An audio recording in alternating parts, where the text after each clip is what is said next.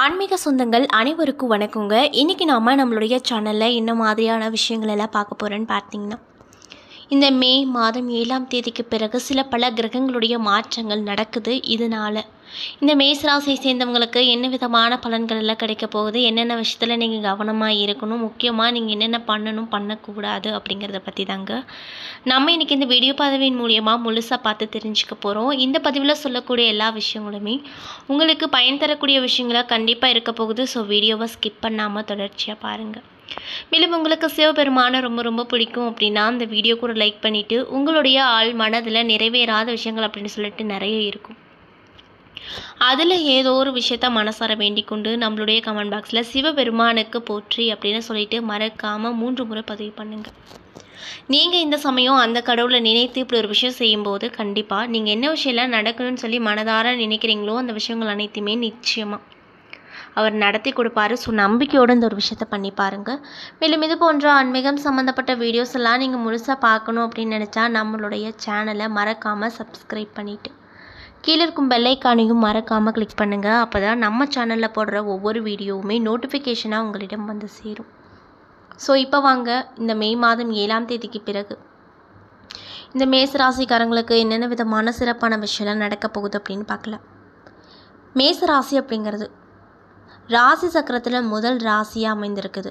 மேலும் இந்த மேசராசியில் பிறந்தவங்க நல்ல பேசும் திறன் மிக்கவங்களாக இருப்பாங்க, வெளிப்படையாக பேசக்கூடியவங்களாக இருப்பாங்க, நல்ல பொறுமைசாலிங்க, தலைமை பண்பு, நம்பிக்கை, நேர்மறை எண்ணங்கள், உற்சாகமான செயல்பாடு ஆகியவை இவர்களின் பலங்களாக சொல்லப்படுது. அது மட்டும் இல்லாமல் பொழுதுபோக்கில் அதிகம் ஆர்வம் கொண்டவங்களாக அந்த மேசராசி என்பவர்கள் இருப்பாங்க. மேசராசிக்காரங்க அப்படின்னு என்றாலே எப்பொழுதும் முதலிடத்தில் இருக்க வேண்டும் என்று விருப்பம் உடையவங்களாக இருப்பாங்க. வேலை செய்வதில் மட்டுமல்லாமல் முடிவெடுப்பதிலையும் மிக வேகமாக செயல்படக்கூடிய நபர்களாக இவங்க இருப்பாங்க. அதே சமயத்தில் தெளிவான உறுதியான முடிவெடுக்க தெரியாதவர்களும் இவர்களாக தான் இருப்பாங்க. ஆனாலுமே எப்பொழுதும் வாழ்க்கையில் அனைத்து துறைகளிலுமே சிறந்தவர்களாக இருக்க இவங்க விரும்பக்கூடியவங்களாக இருப்பாங்கங்க. பொதுவாகவே ஒவ்வொரு ராசிக்கும் ஒவ்வொரு குணங்கள் இருக்கும். மேலும் ராசிக்கென்று பொதுவான குணங்கள் இருந்தாலுமே ஆண்களுக்கு தனியாகவும் பெண்களுக்கு தனியாகவும் குணங்கள் மாறுபடும். இதில் மேசராசி பெண்களின் குணங்கள் எப்படி இருக்கும் அப்படின்னு பார்த்தீங்கன்னா, பொதுவாகவே சத்தமான முறையில் பிடிவாதமாக வெளிப்படுத்தி கொள்ள நினைப்பாங்க. இதனால் அவர்களின் மனதில் என்ன நினைக்கிறாங்க என்பதை உடனடியாக புரிந்து கொள்ள முடியும். அவர்கள் செயல்படும் போதுமான இடம் கொடுத்தா அவங்க தாங்கள் முன்னேறுவதற்கான வழியை எளிதில் கண்டறிந்து விடுவாங்க. அது மட்டும் இல்லாமல் அனைவரிடமும் மிகவும் அன்பாக பழகக்கூடியவங்க, அனைவருக்கும் உதவ வேண்டும் என மனப்பான்மை உடையவங்க தான் இந்த மேசராசி என்பர்கள் அப்படின்னு சொல்லப்படுதுங்க. காதலை பொறுத்த வரைக்கும் இந்த மேசராசிக்காரங்களுக்கு உலகத்திலேயே சிறந்தவர்கள் என்று சொல்லலாம். தங்களுடைய மனதில் உள்ள ஆசைகளை மறைத்து வைக்காமல் தனித்துவமான முறையில் வெளிப்படுத்த தெரிஞ்சவங்க, தங்களின் துணையை நல்லாவே பார்த்துக்குவாங்க. அது மட்டும் இல்லாமல் தங்கள் துணையை கவரும் வகையில் ஆடை அணிவதில் அதிகம் கவனம் செலுத்தக்கூடியவங்கள இவங்க இருப்பாங்க. தனது துணை தன்னை கவனிக்க வேண்டும், அக்கறை எடுக்க வேண்டும் என்பதற்காக ஏதாவது ஒரு வழியில் முயற்சி செய்து கொண்டே இருப்பாங்க அப்படின்னு சொல்கிறாங்க. மேலும் இவர்கள் நெருப்பு ராசி அப்படிங்கிறதுனால மற்றொரு நெருப்பு ராசியோடு இவர்கள் திருமண பொருத்தம் சரியாக அமையும். அதாவது சிம்மம், தனுசு மற்றும் மேசம் ராசியினரோடு பொருத்தக்கூடியவங்க. மிதுனம், துலாம், கும்பம் போன்ற காற்று ராசிகளோடு மேச ராசி நன்கு பொருந்தக்கூடியதாக இருக்கும். துலாம் மேஷத்திற்கு எதிரான ராசியாகும். மேசராசிக்காரர்களின் நீர் மற்றும் பூமி ராசிகள் பொருத்தமுடையதாக இருக்கும். சகிப்புத்தன்மையோடு இருக்க கூடியவங்களாக அவங்க இருப்பாங்க. அதே சமயத்தில் கடகம், மகரம் ராசிகளுடனான உறவு அப்படிங்கிறது மிக போராட்டகரமாக இருக்கக்கூடும் அப்படின்னு சொல்லப்படுதுங்க. அது மட்டும் இல்லாமல் இந்த மேசராசிக்காரர்களுக்கு மற்றவர்களை பற்றி கவலைப்படாமல் தன்னுடைய பாதையில் முன்னேறி போய் கொண்டிருப்பாங்க. சில சமயங்களில் நல்ல குணத்தோடு இவங்க நடந்து கொண்டாலுமே பெரும்பாலானவர்களின் பார்வைக்கு இவங்க மோசமானவர்களாகவே தோன்றுவாங்க. ஆனாலுமே இதையும் அவங்க தனது வாழ்க்கையின் முறையின் அழகு என நினைத்து கொள்வாங்க. எந்த ஒரு விஷயத்தையும் கொஞ்சம் ரிஸ்க் எடுத்து அதில் சில பல அடிகளை வாங்கி பிறகு தாங்க இவங்க எடுத்த முடிவின் விளைவுகள் பற்றி புரிந்து கொள்வாங்க அப்படின்னு சொல்கிறாங்க. இப்படிப்பட்ட அன்பர்களுக்கு இந்த 7ஆம் தேதிக்கு பிறகு என்னென்ன விதமான சிறப்பான நிகழ்வுகள்லாம் நடக்க போகிறது அப்படிங்கிறத பற்றி தான் நம்ம இந்த பதிவின் மூலியமாக முழுசாக பார்க்க போகிறோம். ஸோ வீடியோவை ஸ்கிப் பண்ணாமல் தொடர்ச்சியாக பாருங்கள்.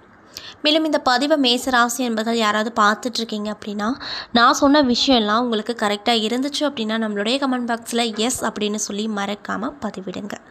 இப்போ வாங்க நம்ம வீடியோக்குள்ளே போகலாம். வீரத்தை அணிகலனாக கொண்ட செவ்வாயை அதிபதியாக பெற்றிருக்கக்கூடிய ராசி அன்பர்கள் தான் மேச ராசி அன்பர்கள். மேலும் நவகிரகத்தில் முதல்வராக இருக்கக்கூடிய சூரிய பகவான் உங்கள் ராசிக்கு இந்த காலகட்டத்தில் இருக்கிறாரு. இதனால் உங்களுக்கு என்ன விதமான, அதாவது நிறைய விதமான மாற்றத்தை இவர் ஏற்படுத்துவார். அதில் என்னென்னு பார்த்தீங்கன்னா, தூர நோக்க சிந்தனையோடு செயல்பட்டு அதில் வெற்றி பெறுவீங்க. எதிர்காலம் குறித்த தகவலையும் புறம் தள்ளுவீங்க. சந்திர பகவானுடைய சஞ்சரங்கள் கூட உங்களுக்கு இந்த காலகட்டத்தில் சிறப்பான பலன்களையே பெற்றுத்தரும் அப்படின்னு சொல்லுது. இதனால் நீங்கள் ரொம்பவே சந்தோஷகரமாக இருப்பீங்க. அதில் எந்த ஒரு மாற்று கருத்தும் இல்லை அப்படின்னு சொல்கிறாங்க. மேலும் தொழிலுக்கு போட்டியாக வருபவர்களை ஓவர்டேக் செய்து உயர் நிலையை அடைவீங்க. மேலும் செவ்வாய் பகவான் இந்த காலகட்டத்தில் உங்களுடைய ராசிக்கு 4வது வீட்டில் அமர்றாரு. இதனால் இரத்த சம்பந்தப்பட்ட உறவுகளால் உங்களுக்கு செலவுகள் வரக்கூடும்.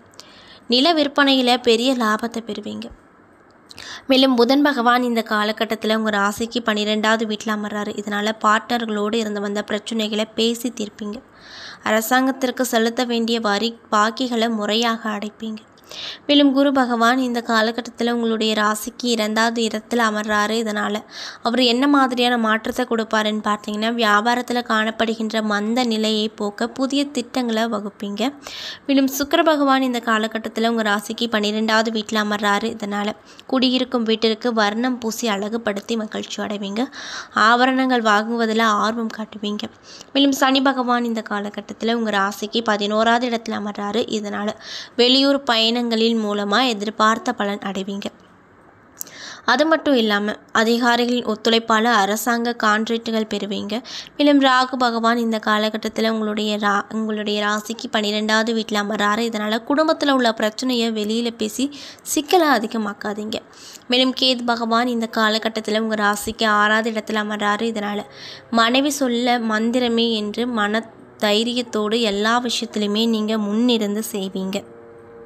அது மட்டும் இல்லாமல் இந்த காலகட்டத்தில் உங்களுக்கு பொருளாதார வசதி அப்படிங்கிறது நல்லபடியே நீடிக்கும் அப்படின்னு சொல்லப்படுதுங்க. கூடுதல் செலவுகள் ஏற்பட்டாலுமே அதை சமாளித்து விட முடியும். குடும்பத்தில் முக்கிய முடிவுகளை எடுக்கும்போது பொறுமை ரொம்ப அவசியங்க. கணவன் மனைவிக்கு இடையே பிரச்சனை ஏற்பட்டு இருந்தால் இப்போதைக்கு சரியாகிவிடும். மேலும் அலுவலகத்தில் பணி சுமை அப்படிங்கிறது இந்த காலகட்டத்தில் அதிகரிக்கும். ஆனாலுமே அதற்கேற்ற சலுகைகளும் கிடைக்க போகுது. மேலதிகாரிகளின் பாராட்டுகள் உங்களை உற்சாக அடையும் செய்யும் வகையில் இருக்க போகுது. வியாபாரத்தில் கொடுக்கல் வாங்கல் விஷயத்தில் தகுந்த எச்சரிக்கை நடவடிக்கைகளை மேற்கொள்வது அவசியமான ஒரு விஷயமாக இந்த காலகட்டத்தில் பார்க்கப்படுதுங்க. அது மட்டும் இல்லாமல் குடும்பத்தை நிர்வகிக்கக்கூடிய மேசராசி பெண்களுக்கு இந்த காலகட்டம் எப்படி இருக்க போகுதுன்னு பார்த்தீங்கன்னா, மகிழ்ச்சியும் நிம்மதியும் தரக்கூடிய காலமாக இருக்க போகுது. வேலைக்கு செல்லும் பெண்களுக்கு அலுவலகத்தில் எதிர்பாராத சலுகைகள் கிடைப்பதற்கான வாய்ப்பு அமைஞ்சிருக்குங்க. மேலும் உங்களுக்கு அதிர்ஷ்டம் தரக்கூடிய நாட்கள் 28, 30. அதிர்ஷ்டம் தரக்கூடிய எண்கள் 5, 7. வழிபட வேண்டிய தெய்வம் தட்சிணாமூர்த்தி அப்படின்னு சொல்கிறாங்க. இந்த வீடியோ பதிவை மேசராசிக்காரங்க பார்த்துட்டு இருந்தீங்க அப்படின்னா, கண்டிப்பாக உங்களுடைய அதிர்ஷ்டமான கிழமையில் நீங்கள் ஏதாவது புதுசாக ஒரு விஷயத்தை தொடங்குறீங்க அப்படின்னா இந்த தேதியில் தொடங்குங்க. மேலும் இந்த மாதம் முழுக்க தட்சிணாமூர்த்தியை வணங்குவாங்க. கண்டிப்பாக நல்ல பலனை உங்களுக்கு அவர் கூடிய விரைவில் கொடுப்பாருங்க. என்ன நண்பர்களே, இந்த பதிவின் மூலிமா மேசராசிக்காரங்களுக்கு இந்த மே மாதத்தில் வரக்கூடிய 7ஆம் தேதிக்கு பிறகு என்னென்ன விதமான நிகழ்வுகள்லாம் உங்கள் வாழ்க்கையில் நடக்க போகுது, மேலும் நீங்கள் இந்த காலகட்டத்தில் என்ன மாதிரியான விஷயத்த பண்ணணும் பண்ணக்கூடாது, ஏதாவது கெட்ட விஷயம் நடக்கிற மாதிரி இருந்தால் அதை தடுக்கிறதுக்கு என்ன மாதிரியான விஷயங்களை நீங்கள் பரிகாரமாக வீட்டில் இருந்தபடியே பண்ணணும் அப்படிங்கிறத பற்றியும், மேலும் இந்த மேசராசிக்காரர்களுடைய குணாதிசயங்கள் எப்படிப்பட்டவை அப்படிங்கிறத பற்றியும் தெளிவாகவும் விரிவாகவும் இந்த பதிவின் மூலியமாக நம்ம பார்த்துருப்போம். இந்த பதிவில் சொல்லியிருக்கக்கூடிய எல்லா தகவலுமே மேசராசியை சேர்ந்தவங்களுக்கு ரொம்பவே பயன் தரக்கூடிய விஷயங்களாக கண்டிப்பாக அமைஞ்சிருக்கும். ஸோ வீடியோ பிடிச்சிருந்தா லைக் பண்ணுங்கள், ஷேர் பண்ணுங்கள். அது மட்டும் இல்லாமல் இது போன்ற ஆன்மீகம் சம்மந்தப்பட்ட வீடியோஸ் எல்லாம் நீங்கள் பார்க்கணுன்னு நினச்சா நம்மளுடைய சேனலை மறக்காமல் சப்ஸ்கிரைப் பண்ணிவிட்டு கீழே இருக்கும் பெல் ஐக்கானையும் மறக்காமல் கிளிக் பண்ணுங்கள். அப்போ தான் நம்ம சேனலில் போடுற ஒவ்வொரு வீடியோவுமே நோட்டிஃபிகேஷனாக உங்களிடம் வந்து சேரும். மேலும் உங்களுக்கு சிவபெருமானை ரொம்ப பிடிக்கும் அப்படின்னா அந்த வீடியோக்கு ஒரு லைக் பண்ணிவிட்டு உங்களுடைய நீண்ட நாள் நிறைவேறாத ஆசைகள் ஏதாவது இருந்தால் அது நடக்கணும்னு சொல்லி மனதார வேண்டிக் கொண்டு நம்மளுடைய கமெண்ட் பாக்ஸில் சிவபெருமானுக்கு போற்றி அப்படின்னு சொல்லிட்டு மறக்காமல் பதிவிடுங்க. நீங்கள் இந்த சமயத்தில் அந்த கடவுளை நினைத்து இப்படி ஒரு விஷயம் செய்யும்போது கண்டிப்பாக நீங்கள் என்ன விஷயம்லாம் நடக்கணும்னு நினச்சிங்களோ அந்த விஷயங்கள் அனைத்துமே கூடிய விரைவில் அவர் நடத்தி கொடுப்பாரு. ஸோ நம்பிக்கையோடு இந்த ஒரு விஷயத்த பண்ணி பாருங்கள்.